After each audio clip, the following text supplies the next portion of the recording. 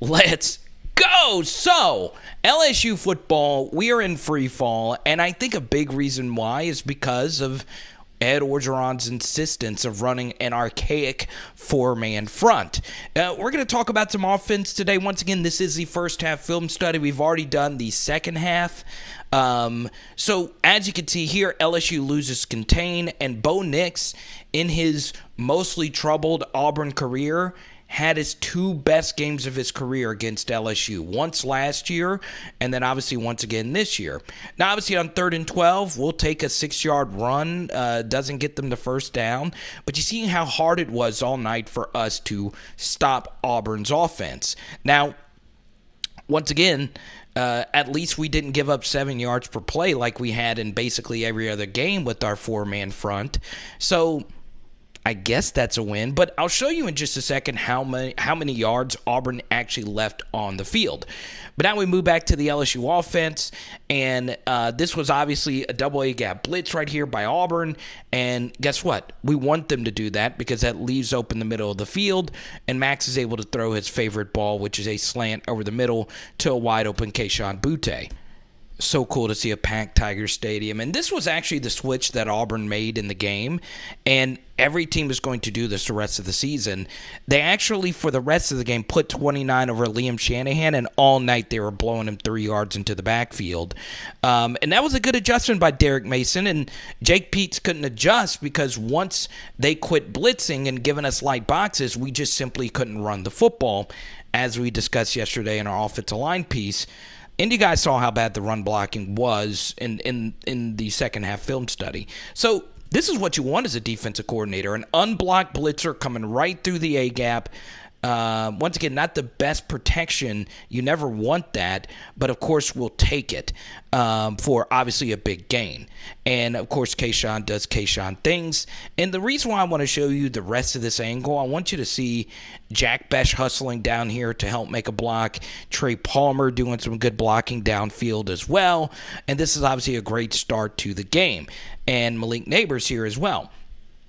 And also I wanted to show you these opening plays as well because this is the defining aura of the LSU tenure of Ed Orgeron these last couple of seasons.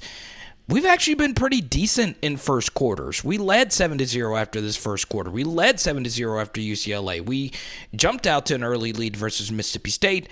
But once again, we're not great at adjusting, and we're not great at throwing to the running back out of the backfield, which would have won us the game if we did this actually in crunch time, this little dump off. And in fact, it was a pass out into the flats Max missed in crunch time. So, once again, throwing to the running back out of the backfield has not been a strength of our team the last couple of seasons. So, obviously this is a lot of info. I want to focus a little bit more on the defense today, but I promised we would do an offensive first half film study. Now,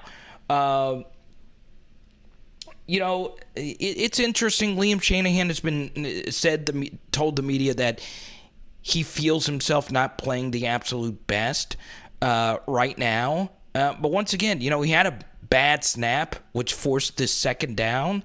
And that was probably the low point of his career, because the one thing you can always count on Liam Shanahan is he's going to give you a good snap. He snapped it to the right of Max, which forced his 2nd and goal from the 31. And this honestly isn't the smartest throw, but if you throw it that perfectly, who cares? And here you're getting the reverse angle of this touchdown. I understand it's all negative right now at LSU, and it should be. That was a bad loss. But look at how tight of a spiral this is. Max throws a good ball when he's confident, and look, he just puts it in his blind spot. Perfect. A little lucky that the corner made a bad play on it, but still, perfect throw, perfect catch. Crazy, 99 yards on that entire drive. It's just crazy. It's kind of a microcosm, kind of a representation of what Kayshon's done for this team. Now, let's have an honest discussion about the LSU defense.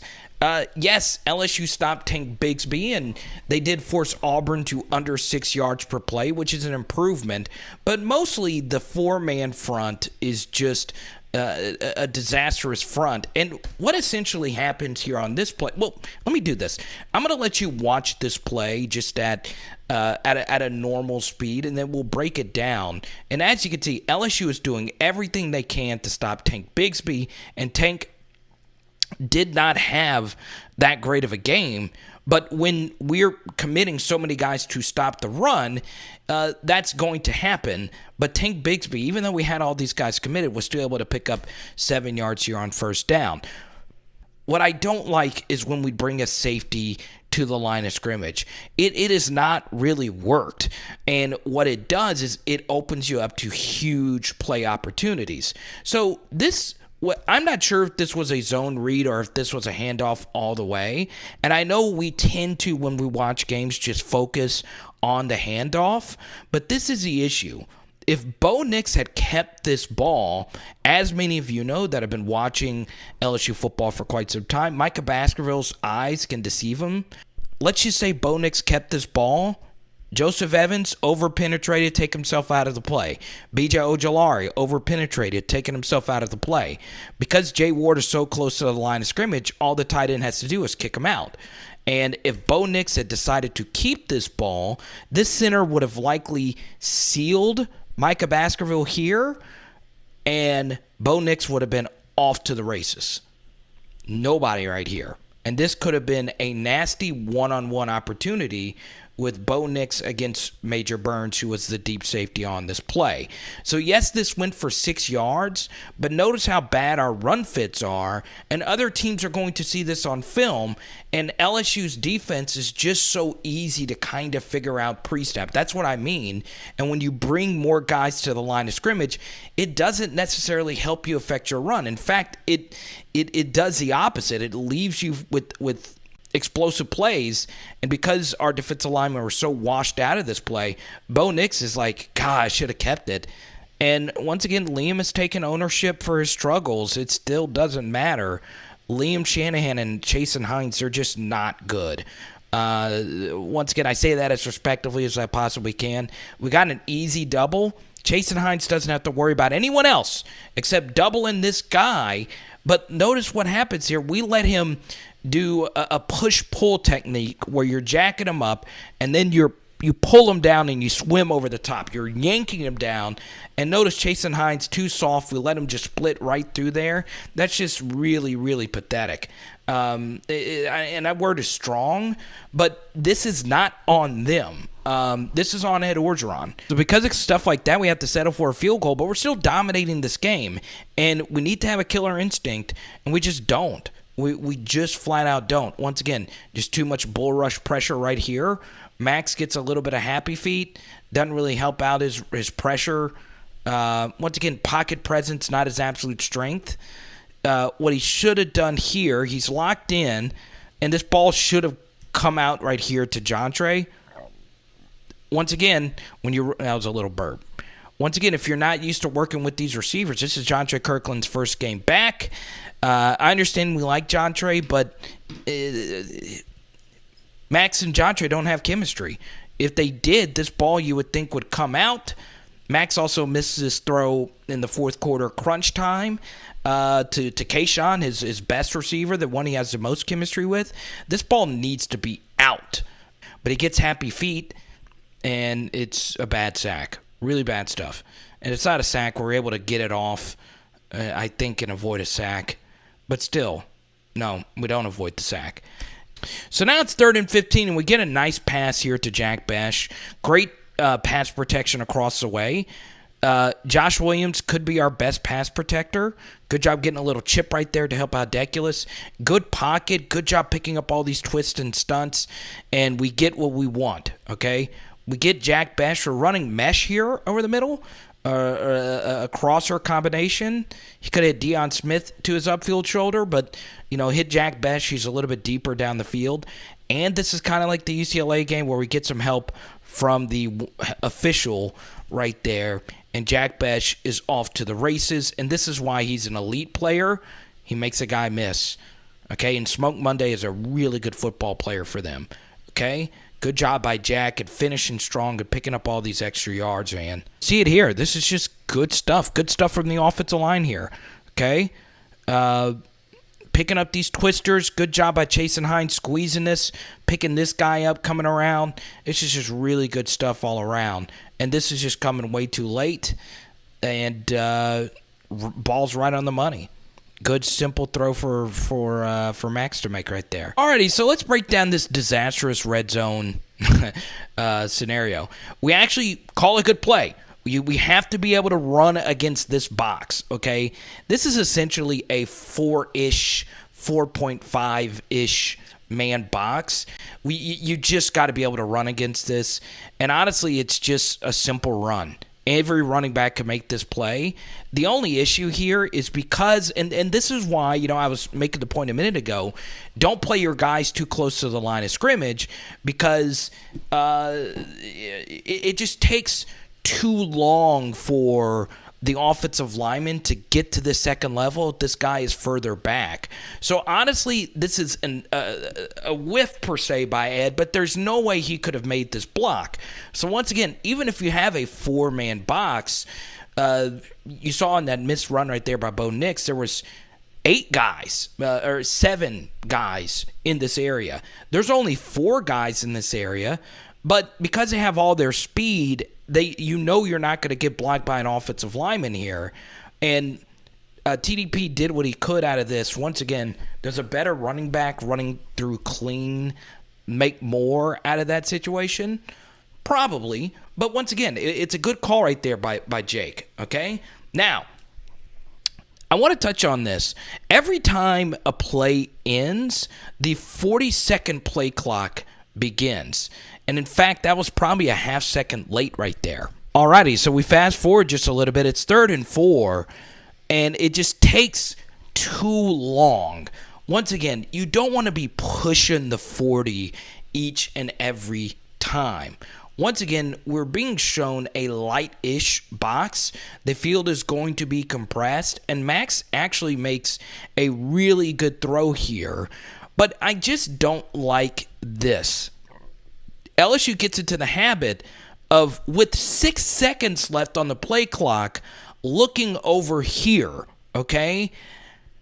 And then immediately, you have 5 seconds to snap the ball. Things can change. Coverages change. They stem. They give you different looks. I just don't like that. I like that occasionally. It just takes too long sometimes, though. So this was actually really interesting by Max. He sees that this is man coverage, and he's throwing the Kayshawn deeper. He could have put this ball on Jack to his outside shoulder. I just love how quick Jack gets out of his routes, and then throw it right there, and maybe he can squeeze in. But Max makes a really good throw right here. It's a little bit behind him, though. You want to rifle that ball to his upfield shoulder so he can turn and potentially score a touchdown. But Kayshawn has to come back to it, and they make a really good tackle. This is why you come to this channel, okay? I had to actually do some research to make sure I got this right. I remember seeing this during the game, and I was super mad at Ed Orgeron about this.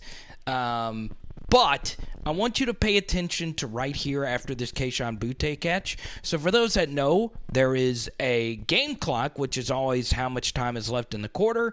And then there is a play clock, which is how long you have to run a play. So at the end of every play, and obviously there's some nuances to this, which we're going to cover right now.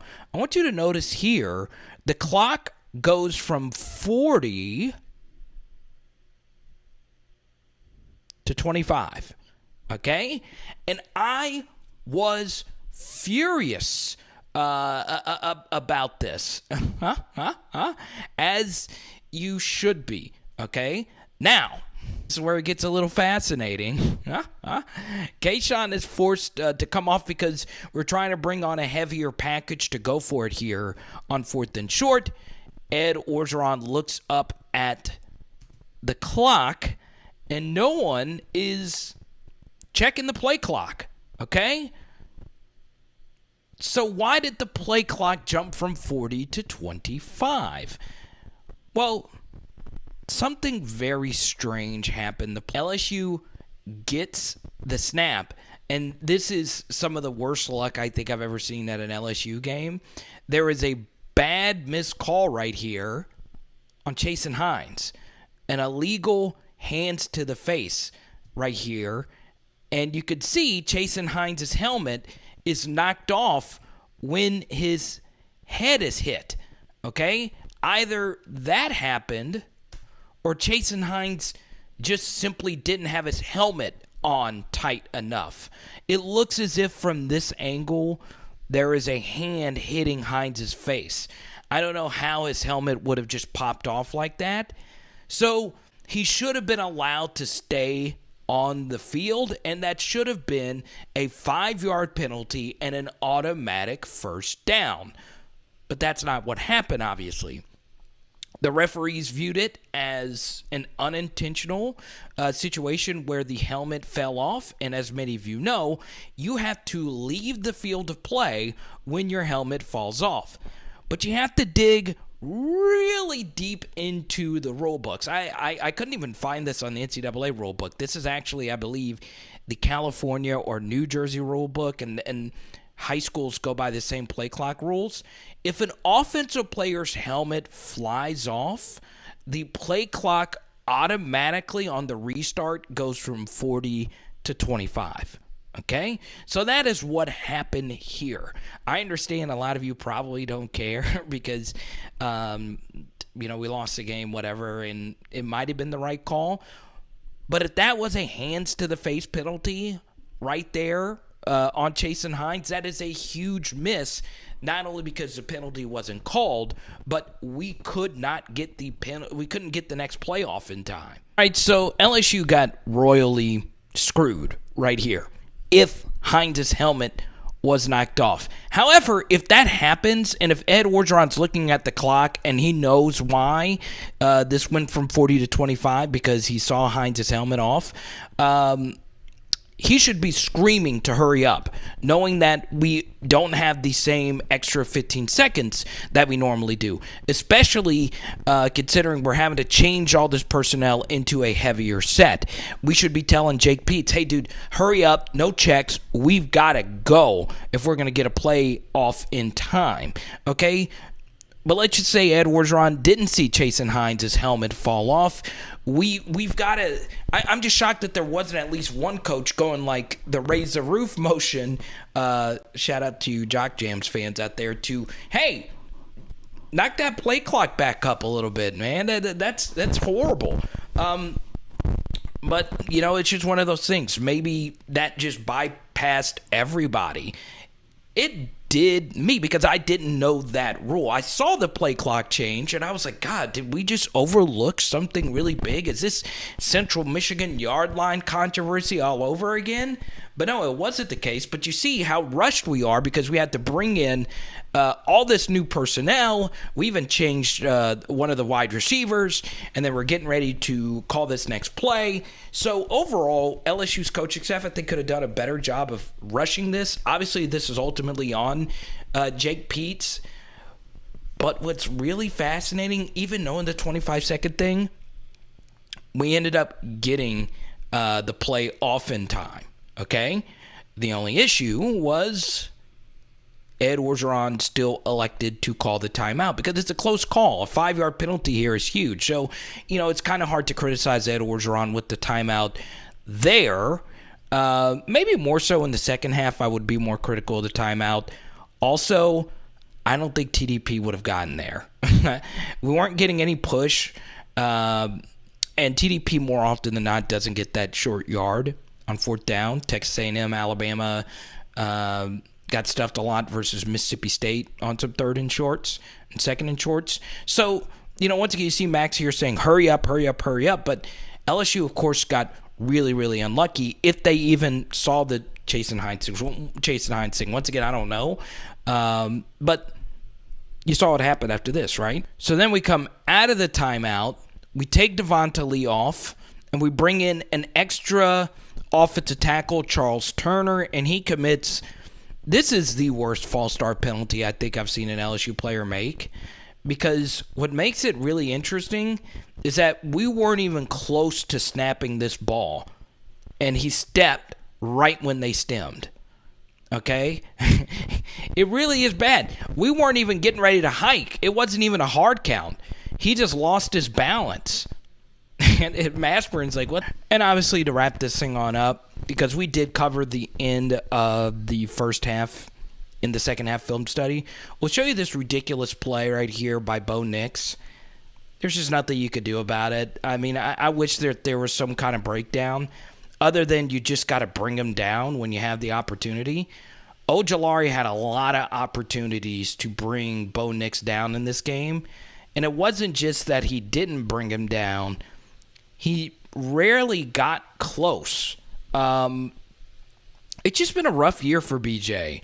And I know SEC Defensive Player of the Week, but we've covered this a few times. The sacks that he was able to get were created by other pressures in that game. We have another opportunity here. Can't get it. This is mostly him making a special play. We hustled. We gave good pursuit. But that's the other thing. I mean, when you rush 4 and then you blitz somebody, it leaves that less amount of players on the back end to cover for that long period of time. So we need our guys up front to obviously make that tackle, but I can't really fault LSU's pass rush on that one because, in particular, that was very ridiculous. Sometimes, Bo Nix is a 5-star player for a reason. But the bigger issue is that Bo Nix was able to dominate the game overall. It's okay if you let that happen once. He did this a lot. There was at least 3 or 4 other instances of him making a ridiculous scramble play. And look at these shocked faces. My guy's just getting some Lane Kiffin popcorn. Look at she's just cheering him on still. Oh well. Jake Fromm's little brother. And they look a lot alike. But anyway, to wrap this thing on up, here's the issue, okay? I kept hearing and seeing, and even I said this in the post-game live stream, that Daronte Jones did a fine job in this game. And the defense was just that. It was fine, okay? Especially considering how bad we were last year running a very similar system. But just because we were fine doesn't mean it's going to work. We stay in cover 1 a lot, and that opens you up for deep crossers versus tight ends. In fact, I thought Auburn could have done some of that in this game. I was a little shocked that Central Michigan didn't do more of that. But, it's just true. I'm still not a fan of this defensive scheme. I'm not a fan of how we do our 4-man fronts. And I understand, defensively, we were better than what we were last year. But tell me this, okay? Is it a red flag that Bo Nix, for most of his career, even in his wins, has been mostly bad, okay? Outside of his 2 games versus LSU, where he has rushed for his career high and his second career high. Now, once again, those are just his rushing yards. That doesn't include the running around and then throwing a deep pass. He ran a lot while not being tackled, probably close to 150 and maybe even 200 yards, knowing how much he scrambled. I mean, that's not good. The fact that Bo Nix has mostly not been great, but he's had 2 career games versus our defense in back-to-back years. He struggled against Georgia State. He struggled versus Penn State. Do they have steel curtain defenses? No. Okay, Penn State's a good team. They're better than us, but Bo Nix shouldn't have 2 different years with 2 different career games after losing his 2 best receivers. And without a running game from Tank Bigsby in this game.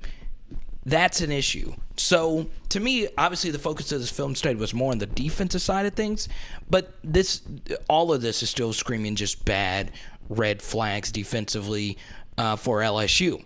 Now, the good news is Kentucky is kind of sputtering offensively. They didn't have a good offensive game against Florida. They couldn't finish drives. And they weren't that great offensively against South Carolina. So, hopefully, we'll do a little bit better.